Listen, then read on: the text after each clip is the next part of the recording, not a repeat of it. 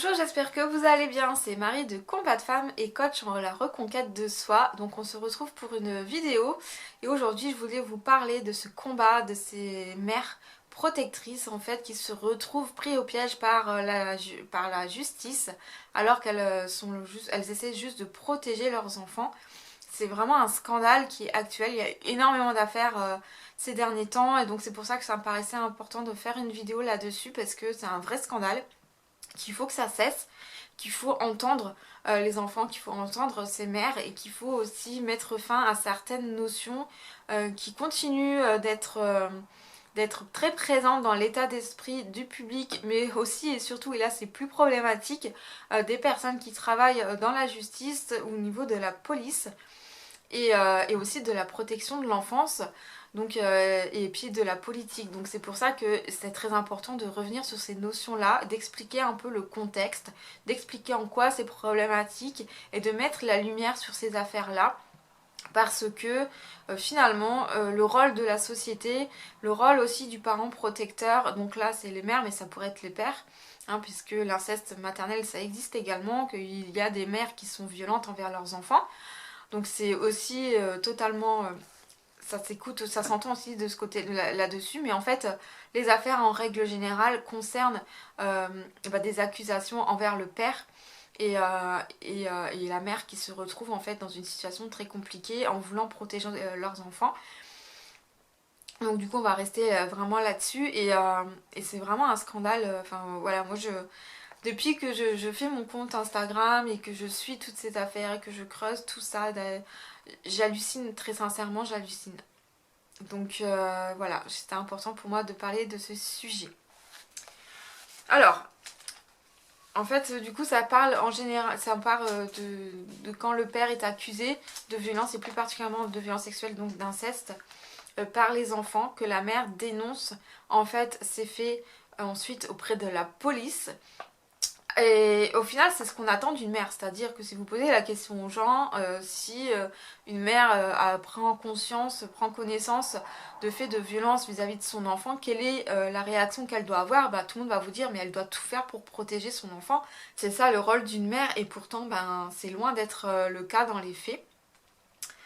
Donc à la base, en fait, une mère protectrice, c'est que dans les cas d'inceste père-fille, où la mère n'est pas complice, parce qu'il y a des fois les mères sont complices, ou en tout cas ne réagissent pas et ne font rien pour protéger leur enfant ou pour que ça cesse, mais elles peuvent parfois aussi être elles-mêmes victimes du père, victimes de violences, et elles peuvent avoir peur et ne pas être donc en position non plus de dénoncer les faits, de protéger leur enfant malheureusement.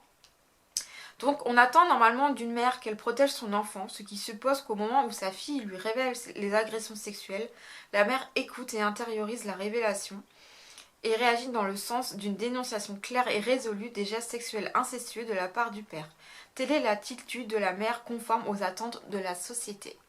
Et pourtant, dans les faits, c'est malheureusement le contraire qui se passe. Donc la mère, elle va porter plainte, évidemment, contre le père quand il y a des faits de violence qui sont, dénoncés par leur enfant, notamment leur fille. Mais selon le recensement national de 2021 qui a été publié par Mediapart, concernant les mères protectrices d'enfants victimes d'inceste, cette enquête témoigne d'un déni de justice, d'une culture du viol et de fausses idées sur la protection des enfants qui nuisent gravement aux victimes tout en assurant une quasi-totale impunité aux agresseurs. Donc au niveau des chiffres, 100% des plaintes sont classées sans suite. Entre 2 et 3 ans, 60% des victimes sont confiées au père en garde exclusive à la suite de cette plainte. 70% d'entre eux sont privés de leur mère. Entre 4 et 5 ans, c'est 82% qui sont confiés au père et 87,5% qui sont privés de leur mère. Entre 6 et 9 ans, c'est 50% qui sont confiés au père, 20% à l'aide sociale. Et entre 10 et 17 ans, 75% sont confiés au père, 67% sont privés de leur mère et 75% sont du coup confiés à l'ASE. Donc c'est quand même des chiffres qui sont effrayants. Donc en fait les mères portent plainte et au moment où elles portent plainte, elles vont être en fait on va remettre en cause automatiquement la parole et de l'enfant et de la mère. Et on va penser que, surtout que souvent c'est dans un cadre où il y a eu séparation, où il y a parfois des conflits entre les deux parents. Donc on va instrumentaliser l'enfant en disant que en fait la mère se sert de l'enfant pour se venger du père et qu'en fait c'est elle qui a mis en tête dans la tête de l'enfant toutes ces idées et que c'est pas vrai, que l'enfant raconte ce que la mère lui a demandé de raconter, mais que ces faits ne sont absolument pas avérés. Donc la police, en fait, en règle générale, part de ce postulat-là, part de cette idée que la victime ment. Voilà, et en fait c'est là tout le problème, clairement. Et puisqu'à partir de là, on va se retrouver avec des mères où les plaintes ne sont pas prises au sérieux, elles vont être classées. Le père garde son droit de visite, son droit de garde, son droit parental sur l'enfant. Donc l'enfant est obligé d'aller voir son père qui, même quand il y a des preuves, même il y a des cas, vous allez voir, après je vais vous raconter différents cas, où il y avait même des preuves médicales, des preuves où l'enfant était enregistré en train d'expliquer ce que son père lui faisait subir. Et même dans ce cas-là, la justice ferme les yeux. Estime que c'est faux. Alors je sais pas comment c'est possible, c'est difficile d'inventer des traces de violences sexuelles, mais bon voilà. Et c'est ça qui est problématique, et du coup l'enfant est obligé d'aller voir son père malgré que il veut pas, que l'enfant a peur, que l'enfant subit des violences. Et non. Et du coup les mères se retrouvent piégées puisqu'elles ne sont pas entendues par la justice. Elles peuvent pas protéger leur enfant parce que si elles n'emmènent pas leur enfant chez leur père, c'est après elles sont poursuivies pour non-présentation d'enfant. Et celles qui, comme on a pu entendre aussi, ont fini par fuir à l'étranger, se retrouvent après en prison pour kidnapping. Donc c'est un truc complètement de fou, c'est-à-dire que les mères finalement se retrouvent complètement sans pouvoir. Elles ne peuvent pas protéger leur enfant. Et vous imaginez un peu dans quelle situation elles sont. Moi je préfère même pas imaginer, ça doit être horrible, horrible, horrible.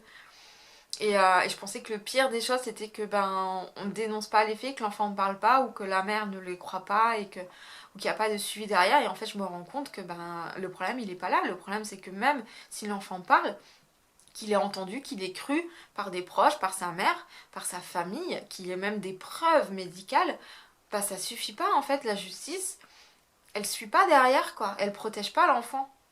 C'est ça qui est quand même assez fou. Donc tout ça vient aussi beaucoup à cause de l'origine du syndrome de l'aliénation parentale. J'imagine que vous en avez entendu. C'est-à-dire qu'on part du principe que la mère en fait veut se venger du père et donc faire en sorte qu'il n'ait plus de contact avec son enfant, et que du coup elle met dans la tête de l'enfant des idées qu'il lui demande de répéter. Et on parle que la majorité des cas ne sont pas des violences avérées, mais ce sont du coup cette fameuse aliénation parentale et donc des mensonges. Donc pour revenir là-dessus, donc le syndrome d'aliénation parentale, donc le SAP, SAP, ça a été inventé, je veux dire ça parce qu'en fait il n'a aucune base scientifique, en 1985 par Richard Garner, pédopsychiatre américain. Donc en fait c'est un trouble de l'enfance qui survient presque exclusivement dans un contexte de dispute concernant le droit de garde de l'enfant. L'enfant l'exprime initialement par un camp de dénigrement à l'encontre d'un parent, cette campagne ne reposant sur aucune justification. Donc le SAP résulte de la combinaison de la programmation du parent endoctrinant, donc lavage de cerveau, et de la propre contribution de l'enfant à la diffamation du parent cible. Lorsqu'il y a abus ou négligence parentale qui existe vraiment, l'animosité de l'enfant se justifie et ainsi l'explication de ce comportement par le SAP ne s'applique pas. Voilà. Donc en fait normalement ce fameux syndrome en fait ne s'applique que si il n'y a aucune preuve, aucun comportement laissant penser que les violences sont réelles. C'est-à-dire si vraiment c'est impossible de prouver qu'il y a eu des violences, que le contexte démontre plutôt qu'il n'y en a pas. Dans ces cas-là, c'est un syndrome d'aliénation parentale. Sauf qu'en fait, en règle générale, on part du principe inverse. C'est-à-dire que avant même d'essayer de chercher, d'enquêter s'il y a des preuves de violence, on va directement penser que on est en face d'un syndrome d'aliénation parentale et où donc l'enfant ment. Voilà. Manipulé par la mère. C'est merveilleux, la justice. Donc cette notion a été reprise en France par Paul Bensussan et Hubert Van Giesegem. Je suis désolée si je prononce mal les noms. Et largement auprès des tribunaux, notamment Paul Bensussan et en fait expert auprès des tribunaux, parce que ça aussi c'est important, c'est de bien comprendre qu'une grande partie des experts dans ces affaires-là auprès des tribunaux sont en fait complètement dépassés d'un point de vue psychologie et ne sont absolument pas formés sur les psychotraumas et sur les violences sexuelles, et notamment les violences sexuelles sur les enfants. Donc en fait ils sont experts de rien du tout. Et malheureusement leurs paroles pèsent énormément. Et quand on a des experts qui vont mettre en avant ce fameux syndrome de l'aliénation parentale, ça fait énormément de mal forcément face aux juges. Et voilà, et là aussi il faudrait redéfinir les experts auprès des tribunaux pour ces affaires-là. Donc en fait ça apparaît en France dans les années 90 en réaction à un contexte de dévoilement des violences sexuelles. Elle est intégrée dans les formations notamment des travailleurs sociaux et judiciaires. Voilà, donc on leur apprend ça. Donc en fait les personnes, les professionnels qui sont censés protéger les enfants, ils sont formés à ça et influencés là-dessus. Donc déjà tout ça, ça pose vraiment un problème de base quoi. Donc évidemment cette théorie a été largement remise en question depuis, hein. Donc elle n'a aucune valeur scientifique, c'est important de le noter quand même. Elle n'est non reconnue par l'OMS. Elle est censée être écartée en cas de violence avérée.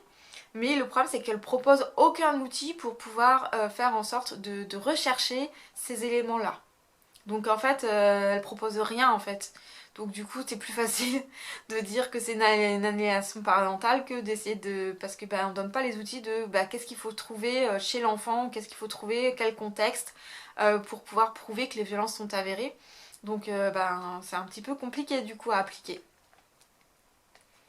Donc c'est un mythe selon lequel, c'est aussi lié au mythe selon lequel la majorité en fait, des accusations seraient fausses. Et ça je l'entends encore souvent quand je parle de ça, le fait que quand je dis que en fait il y a énormément d'affaires, même sans parler des enfants, mais dans les violences sexuelles, qu'il y a énormément d'affaires qui sont classées sans suite, de plaintes qui sont classées sans suite, que c'est quand même un gros problème puisque finalement on est à moins de 10% de condamnation. Et même pour des faits de violence sexuelle envers des enfants et d'inceste. Et on me dit, oui, mais c'est normal aussi, c'est très difficile à prouver. Et quand il n'y a pas de preuve, on ne peut pas condamner sans preuve. Et en plus, il y a quand même beaucoup de victimes qui mentent. Et en fait, il n'y a que dans ce cadre-là qu'on parle de ça, des victimes qui sont menteuses. C'est-à-dire que quand on parle de vol, quand on parle d'autres choses, on remet pas en question la victime, on dit pas ouais mais il y a des victimes qui mentent. Bon, alors que on sait que par exemple pour tout ce qui est vol ou j'en sais rien ou incendie, on sait que ça existe des personnes qui font ça par rapport aux assurances par exemple, mais on remet pas en question la parole en fait, on fait une enquête et puis il y a les faits qui sont révélés durant l'enquête peuvent parfois amener à démontrer que cette affaire elle est fausse, ce qui est quand même extrêmement rare au final. Mais il n'y a que pour les violences sexuelles qu'on va partir du principe que la victime ment et que c'est donc à la victime de prouver qu'elle ne ment pas. C'est un truc de fou. Donc tout ça, ça pose énormément de problèmes. Et tout ça, c'est lié évidemment à la culture du viol et donc à ce mythe que si les victimes mentent. Et même les enfants. Et ce qui fait que la parole des enfants est remis en question automatiquement.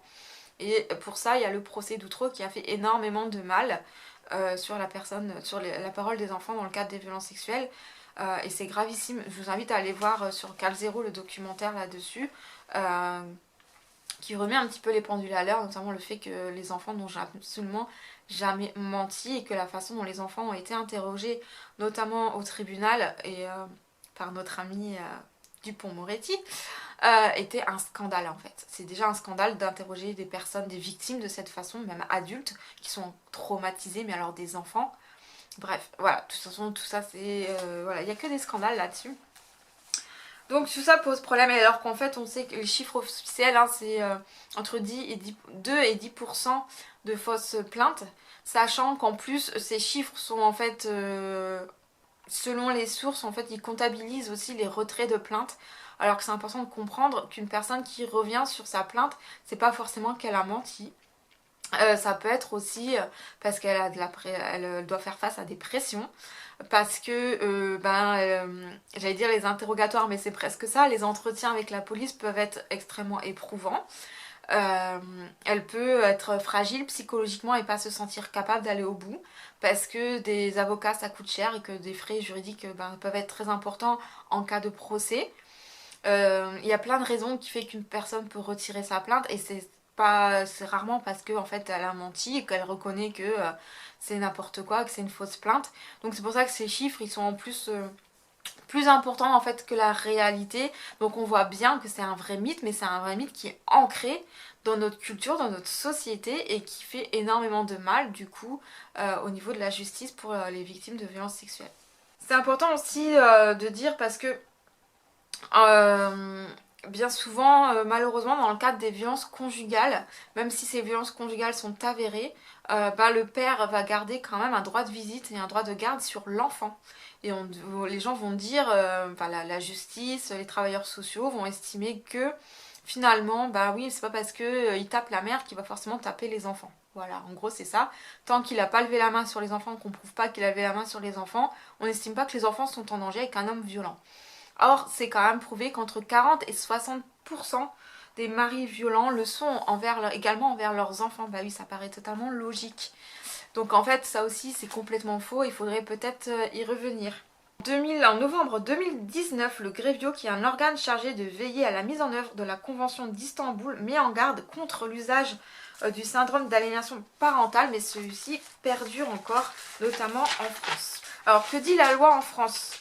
Alors en juillet 2018, et en fait il y a une note d'information qui a été mise en libre service sur le site intranet du ministère de la Justice pour informer les magistrats du caractère controversé et non reconnu du syndrome d'aliénation parentale.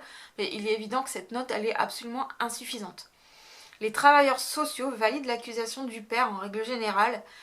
Les expertises médico-psychologiques en fait, utilise 8 critères diagnostiques de Richard Garner, qui sont donc non validés scientifiquement et qui vont aller plutôt, aller vers le syndrome de l'aliénation parentale en fait.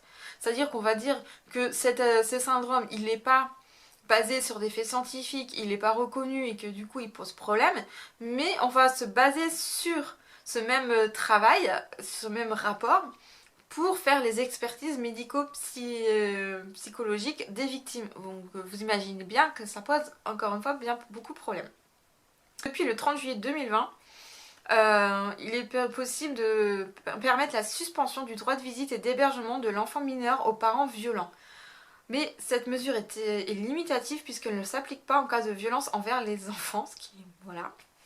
Et cette loi est aujourd'hui peu appliquée. Bien souvent, le père conserve ses droits parentaux, voire gagne la garde des enfants au détriment de la mère.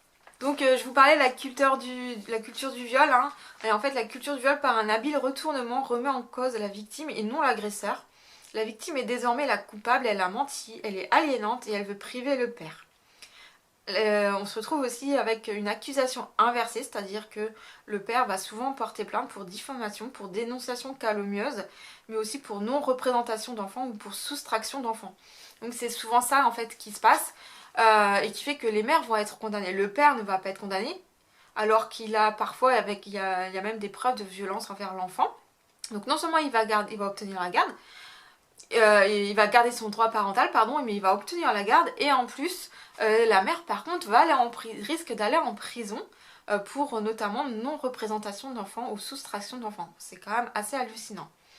Et on se retrouve aussi du coup avec donc des condamnations inversées. Plus de 40% des mères ont été condamnées pour non-représentation d'enfants, 25% pour dénonciation calomnieuse ou diffamation, et pour soustraction d'enfants, plus de 60% ont été désenfantés au profit du père. Voilà, donc c'est ça la situation aujourd'hui et c'est ça qui fait que ça pose énormément de problèmes. c'est ce droit parental, ce droit au niveau du père qui est tout puissant et qu'on met vraiment voilà, qu'on met là et la protection de l'enfant passe après en fait, et c'est ça qui est très grave et qui est quand même assez incompréhensible. Donc les institutions imposent aux mères de reprendre contact rapidement avec leur ex-conjoint condamné pour violence conjugale et de préserver le lien avec le père. Donc entre l'enfant et le père, c'est-à-dire que les enfants, quand le père est condamné et qu'il est en prison, les enfants sont obligés d'aller rendre visite au père par exemple. Et c'est bon, voilà, c'est incroyable.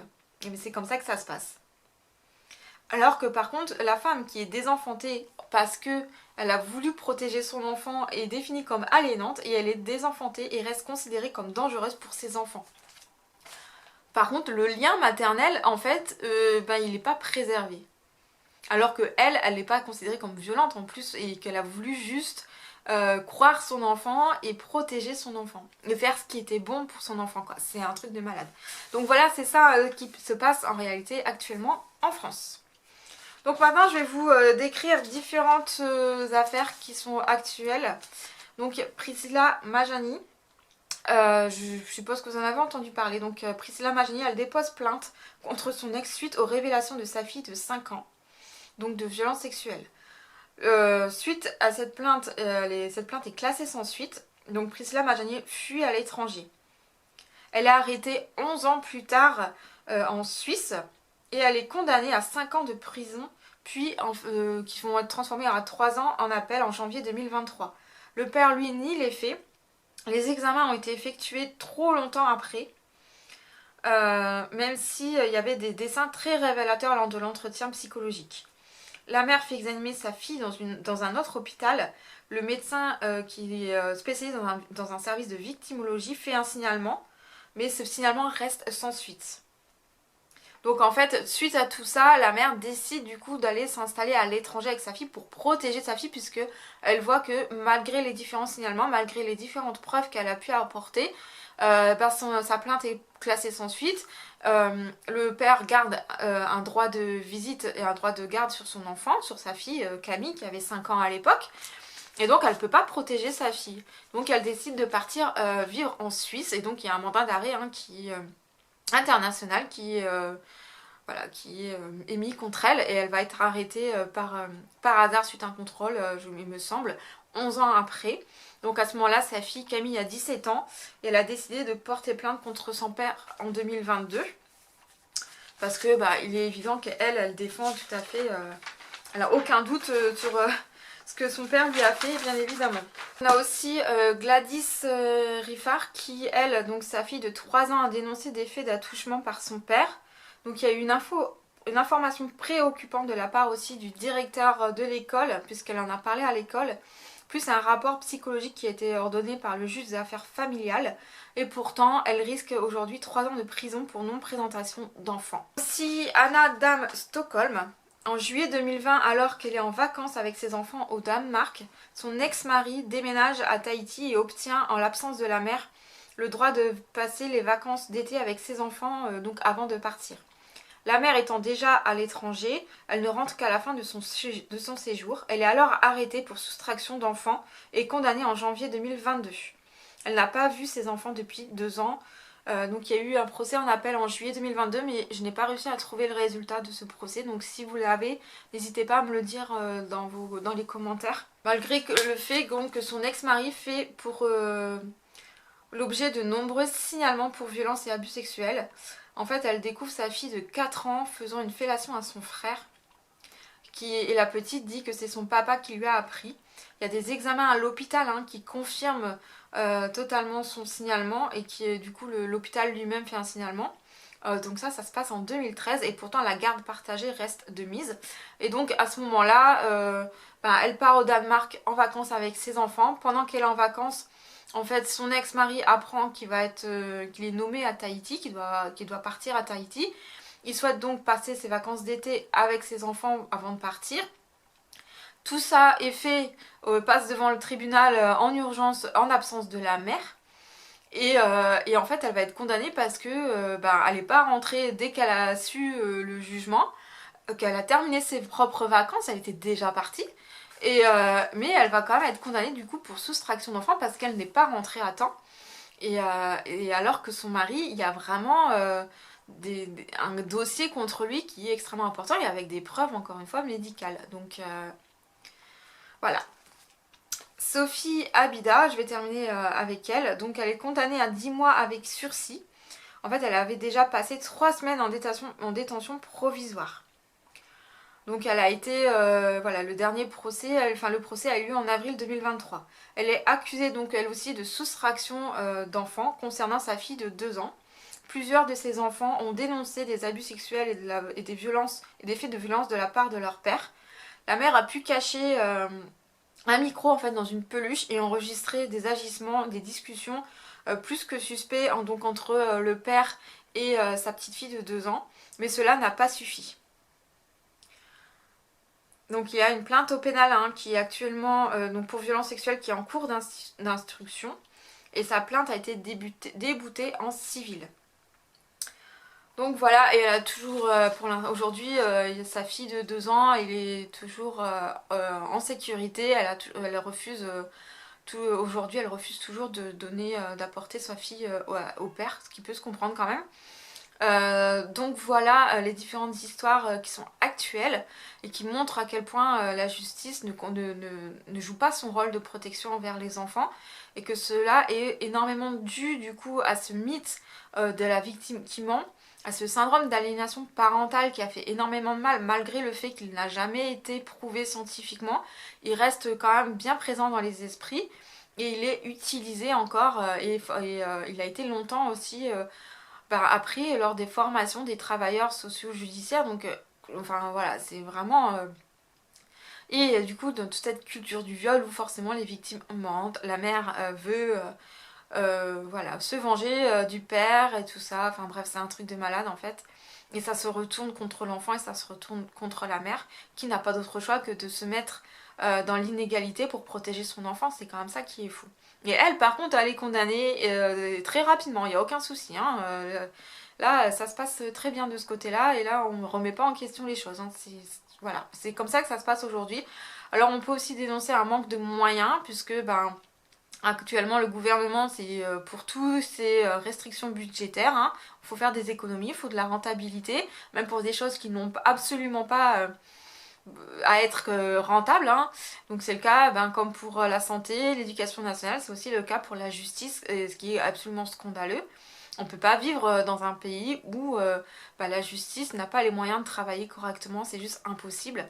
On vit quand même en France, c'est censé être le pays des droits de l'homme, donc on est à même de penser que s'il nous arrive quelque chose, si on est agressé, si on commet un crime contre nous, on peut quand même porter plainte et on a le droit à la justice. Et ben non en fait. Vous pourrez penser aussi que les enfants, c'est une urgence de protéger les enfants. Il n'y a personne qui va vous dire, bah non, mais les enfants, on s'en fout, c'est pas grave. Bah non, les enfants, c'est. Tout le monde peut vous dire que voilà, ils sont particulièrement vulnérables et qu'ils sont à protéger. Ça devrait être absolument la priorité, en fait, d'une société qui fonctionne correctement, c'est pour la. Et on voit que dans les faits, c'est absolument pas le cas. Voilà, et c'est vrai que ça, c'est quelque chose qui heurte énormément parce que c'est incompréhensible et on peut pas entendre le fait que bah non on peut pas, on n'a pas l'argent. On sait que le ministre de la Justice Dupond-Moretti il invite les procureurs à classer sans suite parce que pour pas mettre de l'argent à des enquêtes entre guillemets inutiles. Alors que avant d'avoir commencé une enquête, comment on peut savoir si elle est utile ou pas? Il faudrait m'expliquer. C'est impossible. Là, il y a un manque de moyens, il y a un manque de personnel, ce qui fait que les auditions ne sont pas faites ou pas dans les bonnes conditions. Et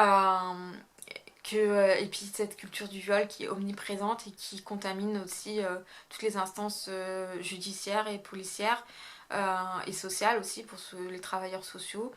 C'est fou. Et moi je sais, j'en ai connu des histoires comme ça, même personnellement, où il y avait quand même des fortes présomptions de violences, notamment de violences sexuelles ou des violences physiques contre des pères et que impossible de faire en sorte que le père perde son droit de garde ou de visite envers les enfants.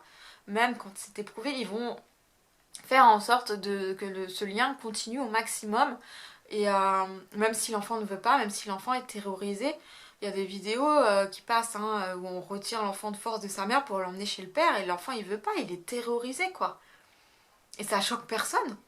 On devrait jamais obliger un enfant à aller vers une personne dont il a peur. Là, la peur, elle vient de quelque part, elle s'invente pas en fait. Il n'y a aucune maman qui, ou alors une mère qui a un problème, enfin une maladie mentale, mais sinon, il n'y a aucune mère qui voudrait faire vivre ça à son enfant. Enfin merde, c'est pas ça quoi. Et je comprends pas, et même sur ces. Il y a pas longtemps, j'en ai parlé encore à des proches, parce qu'on est tombé sur un documentaire sur Netflix, dans un cas où la maman a enlevé la fille et elle avait déposé plainte, donc ça se passe aux États-Unis, elle avait déposé plainte contre le père pour des violences. Évidemment, le père nie, mais les personnes accusées nient toujours. Hein. C'est évidemment pas dans leur intérêt de reconnaître les faits, ça n'arrive jamais. Donc là aussi, ça ne veut rien dire. Et ben du coup, là, il y a un mandat d'arrêt contre la mère. Et moi, j'ai pas pu regarder jusqu'à la fin. J'ai dit j'étais avec ma mère, j'ai dit, je peux pas regarder. Ça me met en colère. Elle me dit, mais non, mais c'est peut-être vrai. Peut-être que la mère, elle a effectivement menti et qu'elle ment pour embêter le père. Et je fais, mais pourquoi? Parce qu'elle fait du mal à son enfant aussi en faisant ça. Donc pourquoi elle ferait ça? Enfin, je sais pas. Donnez-moi votre avis, mais j'arrive pas. Mais je pense que c'est parce que c'est vraiment quelque chose qui est ancré dans notre culture, dans notre société. Et du coup, les gens, bah, c'est comme tout, on a toujours entendu ça, et du coup, on continue de répéter ça, et il n'y a personne qui a réfléchi réellement à la question ou qui s'est renseigné. Et je trouve ça extrêmement grave. Et aujourd'hui, il ne devrait plus y avoir de place pour ça. Donc non, l'aliénation parentale, ça n'existe pas. Quand un enfant dénonce des violences, il faut le prendre au sérieux, il faut l'écouter, il faut le protéger. Et dans l'attente d'une enquête, parce qu'une enquête, souvent, ça prend du temps.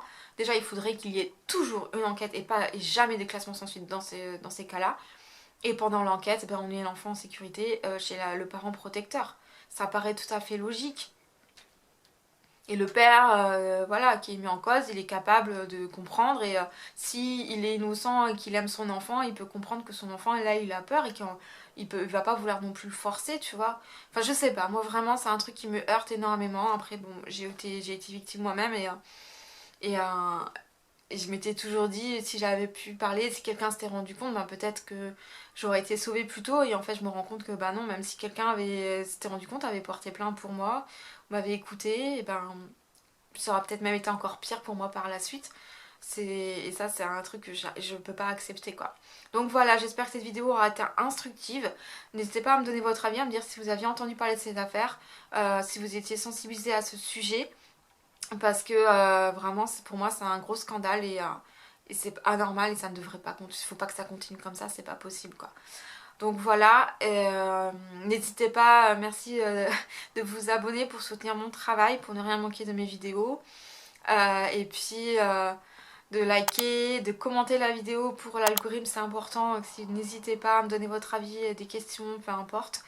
À partir du moment où évidemment c'est fait dans le respect et la bienveillance, je me ferai une joie de vous lire et de vous répondre. Et puis je vous souhaite surtout plein de belles choses. Prenez bien soin de vous et je vous dis à très bientôt.